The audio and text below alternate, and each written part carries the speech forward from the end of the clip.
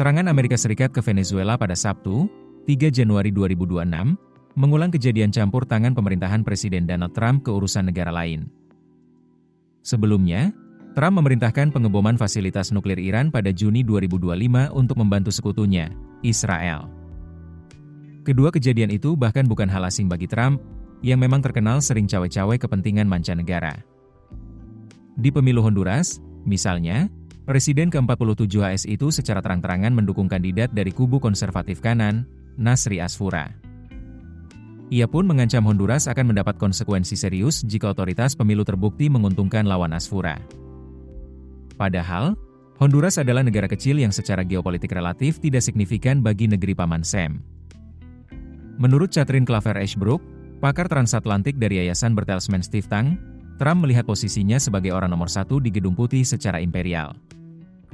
Ia disebut menikmati saat dunia bergerak mengikuti kepentingan pribadinya, bukan semata-mata berdasarkan prinsip kebijakan luar negeri klasik AS. Salah satu kawasan yang menjadi fokus dominan dalam kebijakan luar negeri Trump adalah Amerika Latin.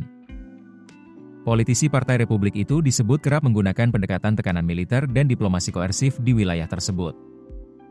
Pakar itu juga menyinggung soal pertukaran mata uang senilai 20 miliar dolar AS antara Amerika dan Argentina yang diprakarsai Trump untuk membantu Presiden Javier Milei mengatasi krisis likuiditas negaranya. Ini menunjukkan munculnya kebijakan baru yang sudah lama tidak dilakukan AS terhadap negara-negara tetangganya di Amerika Latin dan Selatan. Namun, intervensi Trump tidak hanya terjadi di Amerika Latin. Di Eropa, Trump secara terbuka mendukung sejumlah pemimpin dan partai nasionalis yang kerap berseberangan dengan kebijakan Uni Eropa. Di Polandia ia mendukung Karol Nawrocki, sedangkan di Hongaria Trump menyatakan dukungan bagi Viktor Orban. Di Jerman, hubungan antara pemerintah HS dan partai sayap kanan alternatif untuk Jerman disebut semakin dekat. Bahkan, Washington disebut menginstruksikan diplomatnya di Eropa untuk mendorong diberlakukannya kebijakan migrasi lebih ketat. Organisasi konservatif yang dekat dengan gerakan Make America Great Again seperti Heritage Foundation, juga aktif melobi untuk melawan kebijakan iklim Uni Eropa. Organisasi ini dikenal luas sebagai pihak yang menerbitkan Project 2025, dokumen yang memuat skenario perombakan sistem pemerintahan AS jika Trump menjabat kembali. Keputusan bisnis terbaik datang dari data, bukan tebakan.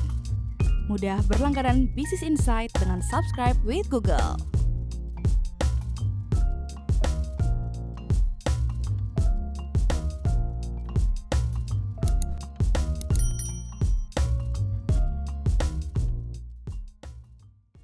Download aplikasi Kontan sekarang di App Store atau Play Store.